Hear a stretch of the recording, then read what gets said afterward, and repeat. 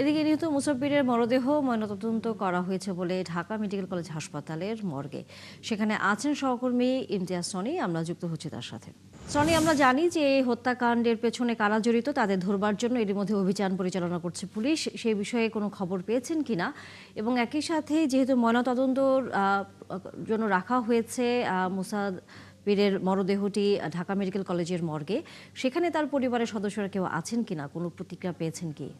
তানিয়া, আসলে এই এখন থেকে ঠিক 10 থেকে 20 মিনিট আগে কিন্তু আজিজুর রহমান মুসাব্বির স্বেচ্ছাসেবক দলের সাবেক নেতা, তার কিন্তু মরদেহ কিন্তু জানাজার উদ্দেশ্যে বিএনপি নয়াপল্টন বিএনপি পার্টি অফিসে নিয়ে যাওয়া হয়েছে। এখন মর্গে আসলে তার লাশ নেই।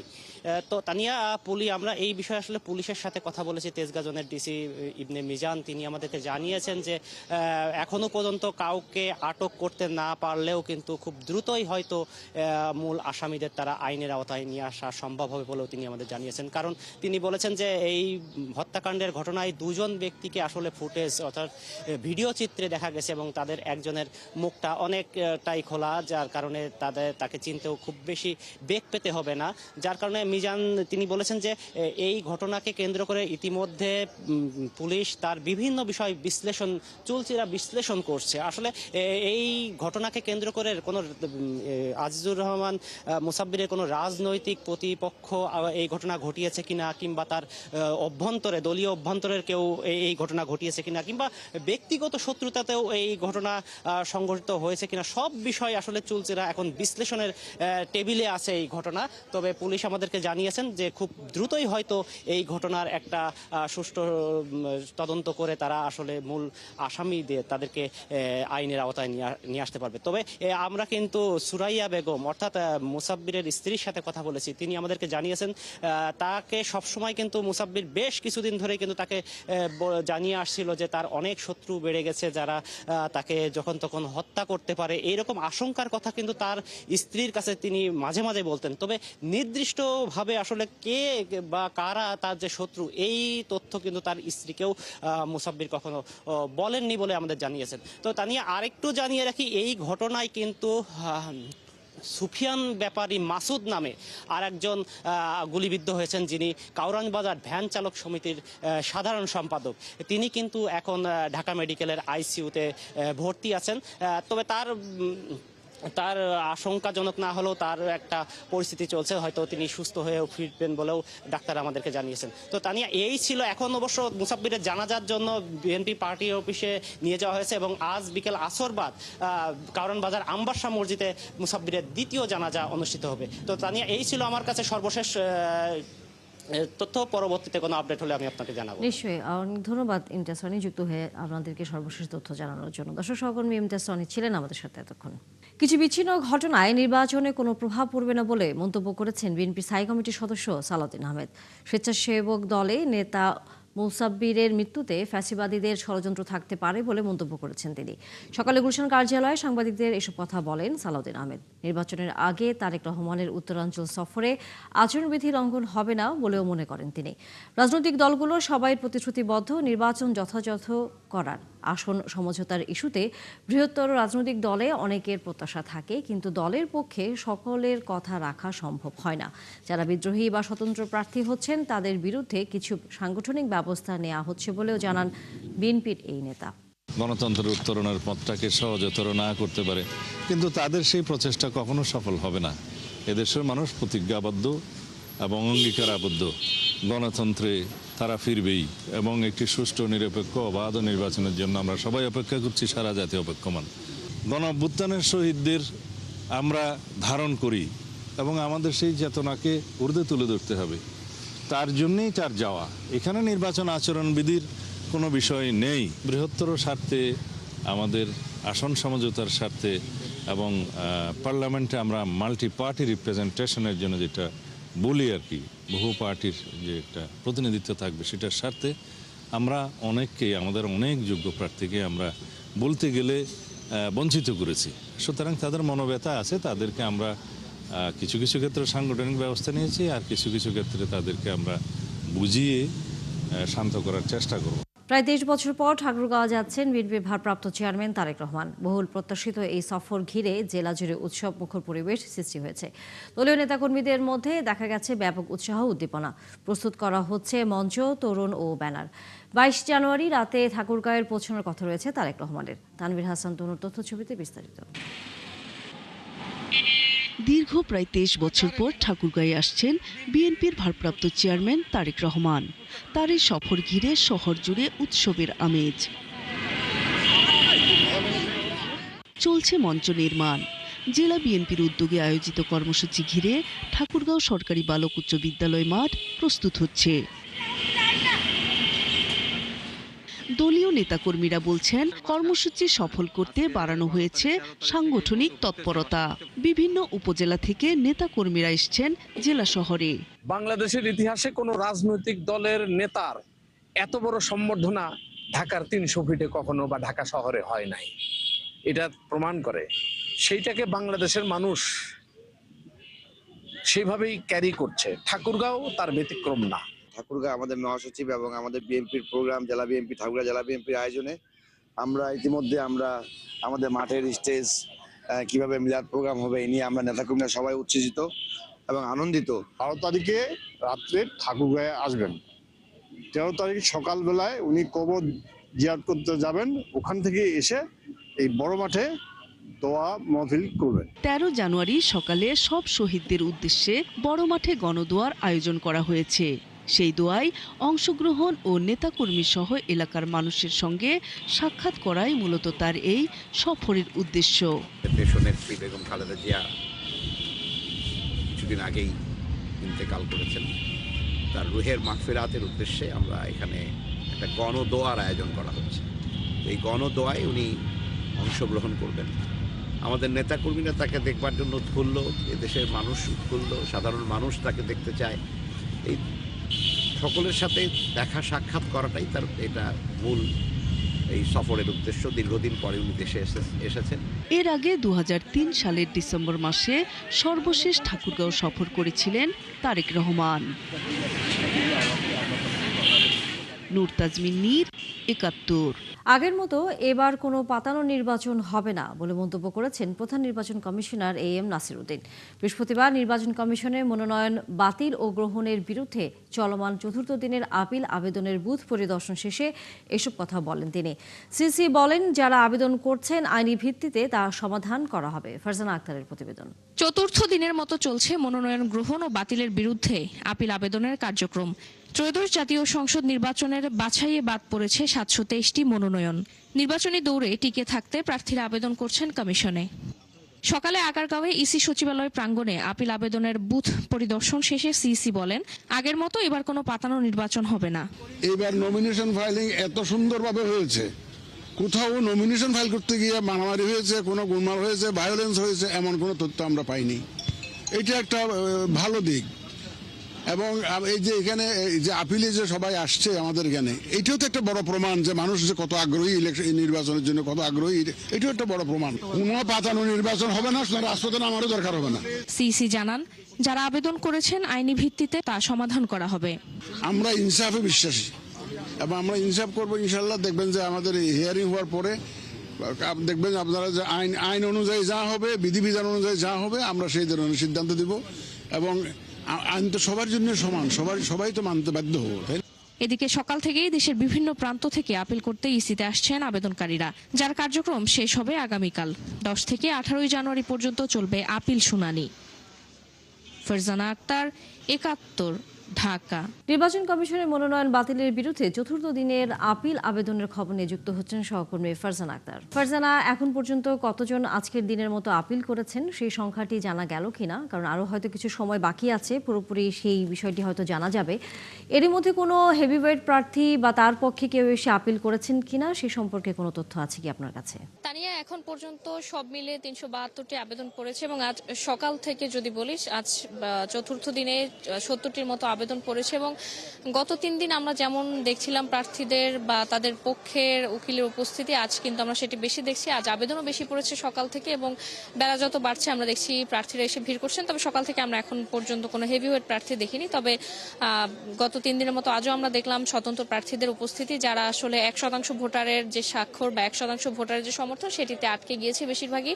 এবং তারা যেমনটি দাবি করছেন যে স্বতন্ত্র প্রার্থী হয়ে নির্বাচন করতে গেলে 1% ভোটারের যে স্বাক্ষর দরকার সেটি নির্বাচন কমিশনের এই আইনটি পরিবর্তন করা দরকার, তারা এমনটি অভিযোগ করছে। পাশাপাশি তারা বলছে যে দলীয় প্রার্থীরা মনোনয়ন বৈধতা পাওয়ার ক্ষেত্রে যে সুযোগ সুবিধা পেয়েছে তারা সেটি পাননি। আবার আমরা দেখেছি অনেক দলীয় যারা প্রার্থী যাদের মনোনয়ন বাতিল হয়েছে, ইসলামী আন্দোলন বাংলাদেশের একজন প্রার্থী কথা বললেন, তিনিও যেমনটি বলছিলেন যে তাদের সাথে বৈষম্য করা হয়েছে এবং তারা বলছেন যে রিটার্নিং কর্মকর্তা এই বৈষম্যগুলো করেছেন।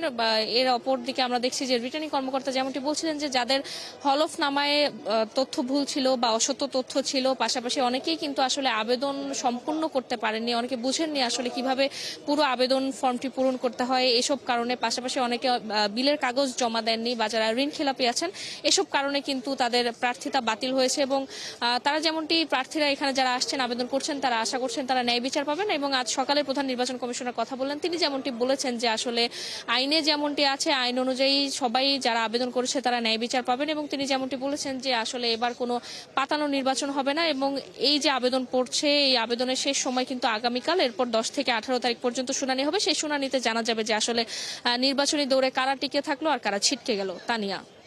ফারজানা, নিশ্চয়ই ফিরবো আমরা পরবর্তীতে নতুন কোনো তথ্য আপনার হাতে এসে পৌঁছলে। দর্শক, সহকর্মী ফারজানা আক্তার ছিলেন নির্বাচন কমিশন থেকে। এবারের 13তম জাতীয় সংসদ নির্বাচনে লড়ছেন অন্তত 3 শতাধিক ব্যবসায়ী, যাদের অনেকেই নেতৃত্ব দিচ্ছেন বিভিন্ন সংগঠনে। আছেন তুলনামূলক নতুন মুখও। দীর্ঘদিন ধরে বাংলাদেশে এই চর্চা শুরু হলেও ভয়াবহ রূপ আকার ধারণ করেছে গেল 2 দশকে। বিশ্লেষকরাও মনে করছেন এই কার্যক্রমের আপাতত উদ্দেশ্য জনসেবা হলেও আড়ালে থাকে অনৈতিক প্রভাব বিস্তার আর ক্ষমতার অপব্যবহারের আকাঙ্ক্ষা। রাকিব আল জাবেদের রিপোর্টে বিস্তারিত। রাজনীতির মূলমন্ত্রই হলো জনসেবা, আর সেই কাজে বিত্তশালীরা যুক্ত হলে ইতিবাচক বদল আসবে সমাজে, এমন ধারণা প্রতিষ্ঠিত বিশ্বব্যাপী।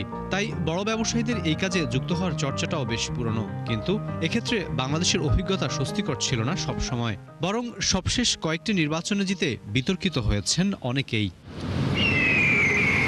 স্বাধীনতার পর গেল 12টি জাতীয় নির্বাচনে সংসদে কমবেশি প্রতিনিধিত্ব করেছেন ব্যবসায়ীরা, যদিও এই হার চোখে পড়ার মতো ছিল 2014, 18 ও 2024 সালে। সুশাসনের জন্য নাগরিক সুজনের জরিপ অনুযায়ী একাদশ জাতীয় নির্বাচনে জয়ী 185 জনই ছিলেন ব্যবসায়ী, যা মোট সংসদ সদস্যের 62%। পরের দ্বাদশ জাতীয় সংসদ নির্বাচনে সেই সংখ্যা বেড়ে দাঁড়ায় 200-তে, অর্থাৎ 66%। সেই সময়ের ক্ষমতাসীন আওয়ামী লীগের ব্যানার থেকে জিতে যারা জড়িয়েছেন নানা অনৈতিক কাজে, নেতিবাচক ভূমিকাও রেখেছেন নীতি প্রণয়ন কিংবা অর্থনৈতিক পরিকল্পনায়। রাজনীতিবিদ, ব্যবসায়ী এবং আমলাতন্ত্রের ভেতরে একটা কোয়ালিশন তৈরি হয়েছে। সেই প্রভাবটা ব্যক্তি স্বার্থ বা গোষ্ঠী স্বার্থের কাছে জিম্মি না হয়ে যায়।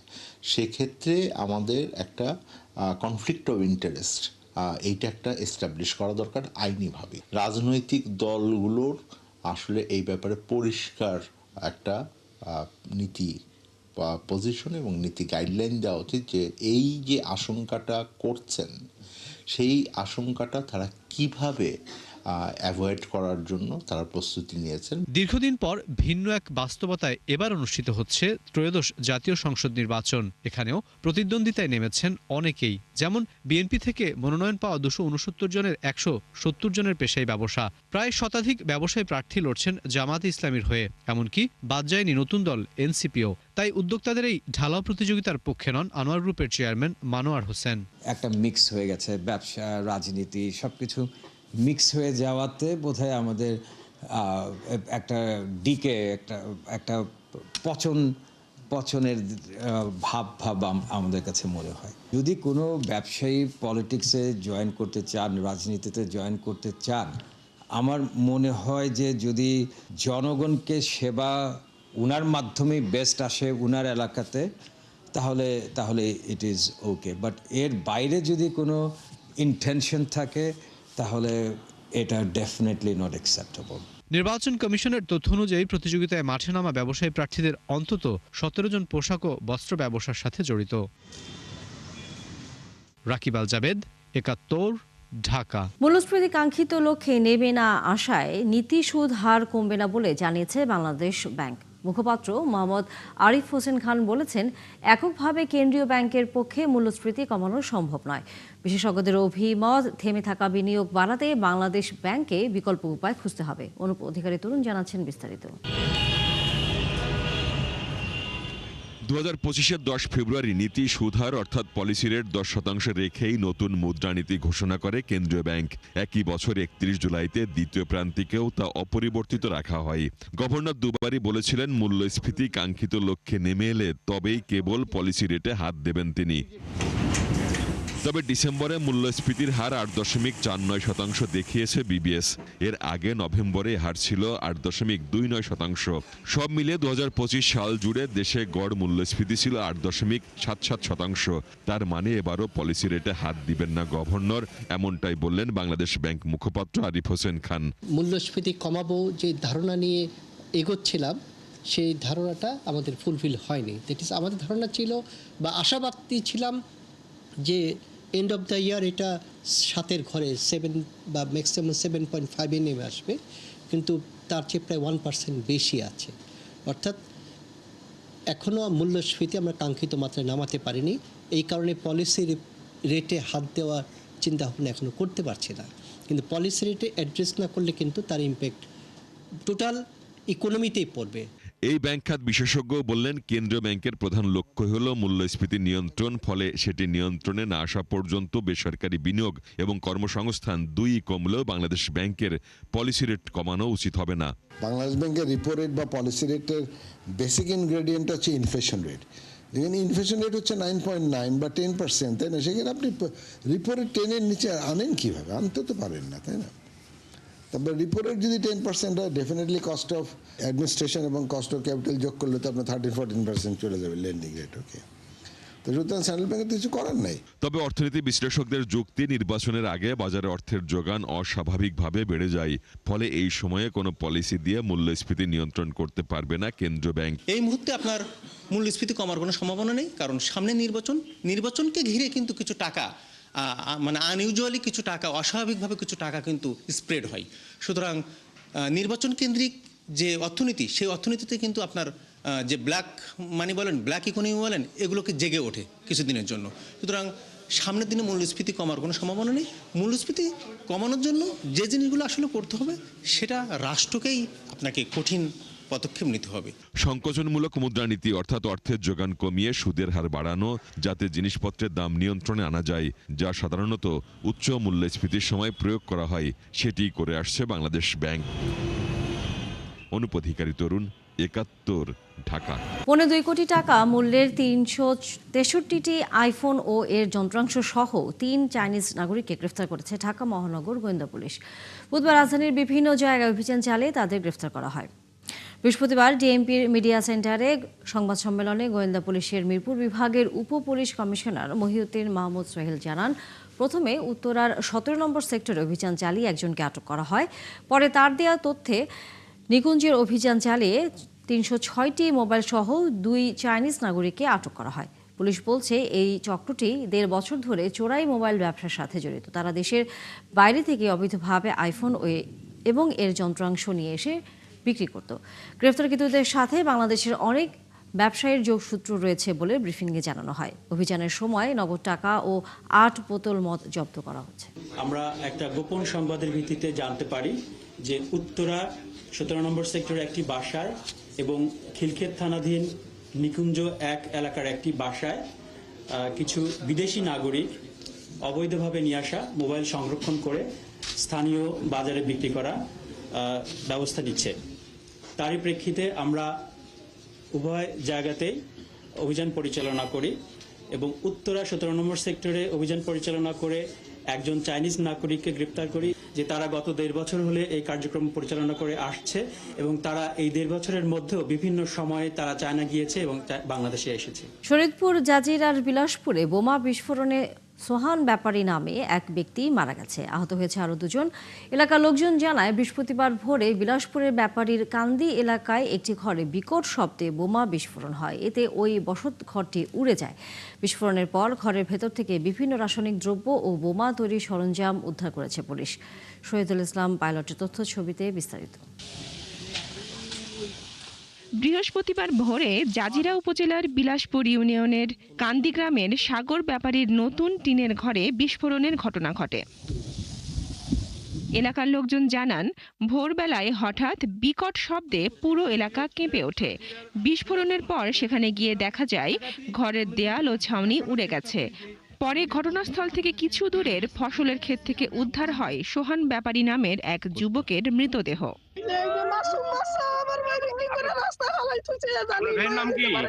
নিহত সোহানের স্ত্রী জানিয়েছেন, তাদের বাড়ি পাশের গ্রামের সাতঘড়িয়া কান্দি এলাকায়।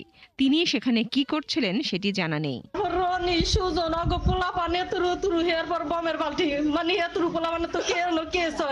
এই কারণে বমের বালতি অগ দিয়া দেওয়া বেশি করায়।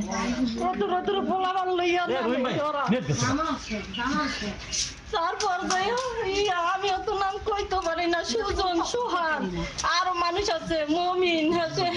জাজিরা থানার ভারপ্রাপ্ত কর্মকর্তা জানিয়েছেন, এলাকার আধিপত্য নিয়ে কয়েকদিন ধরেই উত্তেজনা ছিল।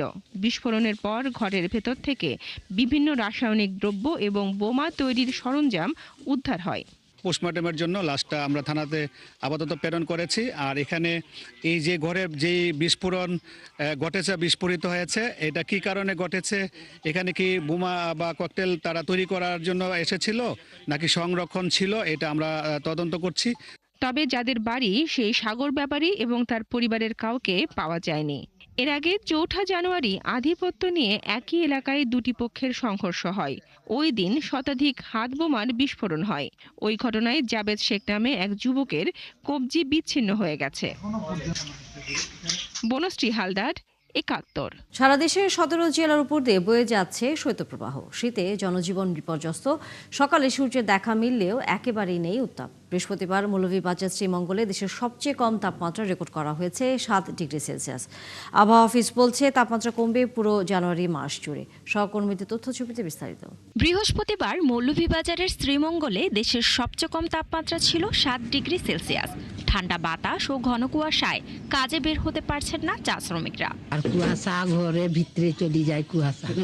সকালে বহুত ঠান্ডা, বৃষ্টির মতন কুয়াশা পড়তেছে। শীতের প্রকোপ খুব বেশি থাকায় রাস্তাঘাটে লোকজন যারা থাকে তাদের জন্য খুবই সমস্যা হয়ে দাঁড়িয়েছে। নওগাঁয় তাপমাত্রা ছিল ৯.৭ ডিগ্রি সেলসিয়াস। প্রয়োজন ছাড়া কেউ ঘর থেকে বের হননি। সাতক্ষীরায় গত কয়েকদিন পর রোদের ঝিলিক দেখে মানুষের মাঝে স্বস্তি ফিরেছে। সর্বনিম্ন তাপমাত্রা রেকর্ড করা হয়েছে 10.৮ ডিগ্রি সেলসিয়াস। একটু রোদে আমরা একটু স্বস্তি পাচ্ছি। রোদের যে ইমেজ, আমরা মনে হচ্ছে যে একটু যেন শীত থেকে বাঁচলাম।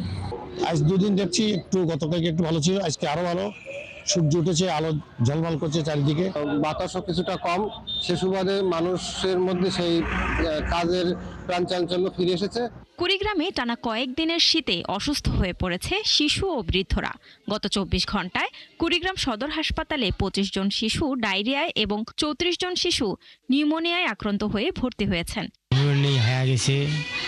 পাতলা পায়খানা, এইখানে হাসপাতালে নিয়ে আসি। বাচ্চা এখন কিছুটা সুস্থ দিকে আছে, ডাক্তারকে আসে স্যালাইন দিছে। আমাদের হাসপাতালের দিক থেকে আমরা সম্পূর্ণরূপে প্রস্তুত রয়েছি।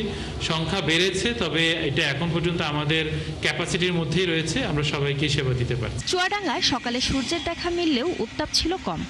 তাপমাত্রা রেকর্ড করা হয়েছে ৮.০ ডিগ্রি সেলসিয়াস। গাইবান্ধায় এবছরের সর্বনিম্ন তাপমাত্রা 10.৩ ডিগ্রি সেলসিয়াস। দিনের বেশিরভাগ সময় থাকছে কুয়াশা। দিনের বেলাও হেডলাইট জ্বালিয়ে চলছে যানবাহন। সারা রাত বৃষ্টির মতো কুয়াশা পড়ে। শান্তা ইসলাম, ৭১। আসন্ন ত্রয়োদশ জাতীয় সংসদ নির্বাচন সামনে রেখে নারী উদ্যোক্তারা দেখছেন নানা স্বপ্ন। তারা এমন একটা সরকার দেখতে চান যারা সমাজে নারীদের সামনে এগিয়ে নিতে সহযোগিতা করবে, ব্যবসা বাণিজ্যে নানা প্রতিকূলতায় তাদের পাশে থাকবে, চলাফেরায় ও কর্মক্ষেত্রে নিরাপত্তা নিশ্চিত করবেন জনপ্রতিনিধিরা। তবে সবার আগে তারা চান সুষ্ঠু ও সুন্দর পরিবেশে ভোট গ্রহণ। রিয়াজ হোসেনের তথ্যছবিতে বিস্তারিত। নির্বাচনী হাওয়া বইছে সারা দেশে, আমেজ ছড়িয়েছে রূপগঞ্জের নারী উদ্যোক্তাদের মাঝেও। তারা স্বপ্ন দেখছেন এবারের নির্বাচনের মাধ্যমে সমাজ পরিবর্তনের।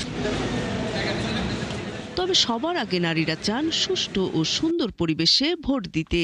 তারা বলছেন ভোটের মাধ্যমে এমন সরকার আসুক যারা পুরুষের পাশাপাশি নারী উদ্যোক্তাদের বিভিন্নভাবে সহায়তা করবে।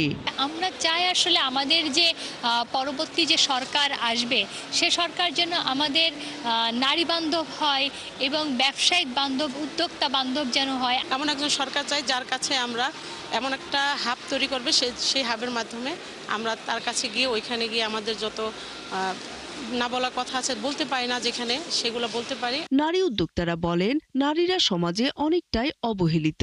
ব্যবসা করতে গিয়ে পরিবার, পরিজন ও সমাজের সাথে রীতিমতো লড়াই করে টিকে থাকতে হয়। প্রতিদিনই নানা প্রতিকূলতার মুখোমুখি হচ্ছেন তারা। তাই এসব দূর করবে এমন জনপ্রতিনিধি আসুক, সেই দাবি তাদের। আমাদের সব নারী উদ্যোক্তাদের পক্ষ থেকে একটাই চাওয়া, যেন সে নারী বান্ধব হয় এবং নারী উদ্যোক্তাদের পক্ষে কাজ করে, ব্যবসায় বান্ধব হয়। সামাজিক নিরাপত্তা নিশ্চিত হবে, অর্থনৈতিক নিরাপত্তা নিশ্চিত হবে, দেশের অর্থনৈতিক পথ সুগম হবে এবং আমরা সুন্দর সুষ্ঠু একটা দেশে বাঁচতে পারি। নারীরা চান নারী বান্ধব একটি সরকার যারা সমাজ ও দেশের উন্নয়নে পুরুষের পাশাপাশি নারীদের ভূমিকা রাখার নিশ্চয়তা দেবে।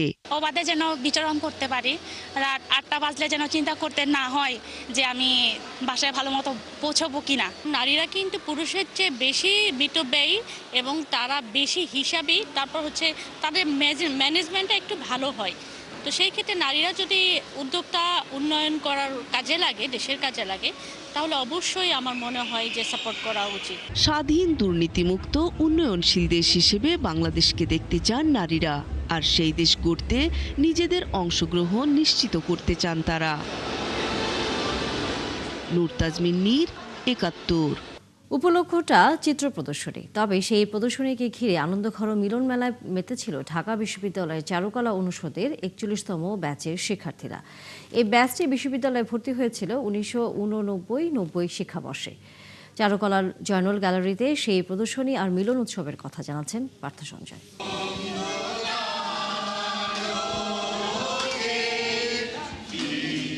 তারা সবাই বন্ধু, শুধু মধ্যমণি হলেন শিক্ষক। শিল্পী, শিক্ষক শিশির ভট্টাচার্যকে ঘিরে তাদের উচ্ছ্বাস। তারা ফিরে গেলেন যেন ৯০-এর ৭ জানুয়ারির তখনকার চারুকলা ইনস্টিটিউটের ক্লাসরুমে। এই জিনিসটা তোমাদেরকে দিয়েই সম্ভব, এর প্রমাণ তোমরা এর আগে একবার করছিলা, তখন আমার মনে হয় তার চেয়ে আজকের গ্যাদারিংটা বেশি।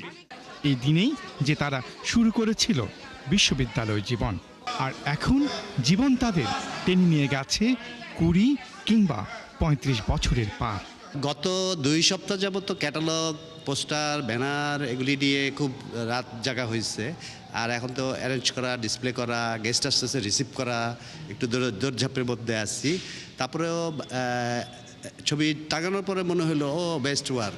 ৩৬ বছর যাবত প্রতি বছরই জানুয়ারির ৭ তারিখে আমরা একসাথে মিলিত হই, আড্ডা দিই, সব বন্ধুরা মিলে একসাথে। অনেক বছর আমরা প্রদর্শনী করিনি সেই ৯৪ সালের পর থেকে। এই রকম করে যে একটা প্রদর্শনীর আয়োজন করা, এটার আমি সার্বিক তত্ত্বাবধানে ছিলাম প্রদর্শনীটার দায়িত্বে। পেশা, সংসার, জীবন তাদের বিন্যস্ত করেছে নানা বিন্যাসে। কেউ হয়তো ছেড়েছেন তুলি কিংবা ভুলেছেন ভাস্কর্য পাঠ। তবু তারা এই মিলন মেলাকে ঘিরে সবাই শিল্পকর্ম করেছেন। ছুটে এসেছেন কেউ কেউ ৭ সমুদ্র পেরিয়ে। টরন্টো থেকে এসেছি শুধু বন্ধুত্বের কারণে। আরও কিছুদিন পরে আসলে আমার হতো, কিন্তু আমি তার আগে চলে আসি, যেহেতু আমাদের 7ই জানুয়ারি আমাদের জন্মদিন, আমাদের সবার জন্মদিন এই দিনটা। একজন আমেরিকা থেকে আসছে, একজন লন্ডন থেকে আসছে, একজন কানাডা থেকে আসছে, ঢাকা বাংলাদেশে বিভিন্ন জায়গায় তারা চাকরি করছে, তারা আসছে।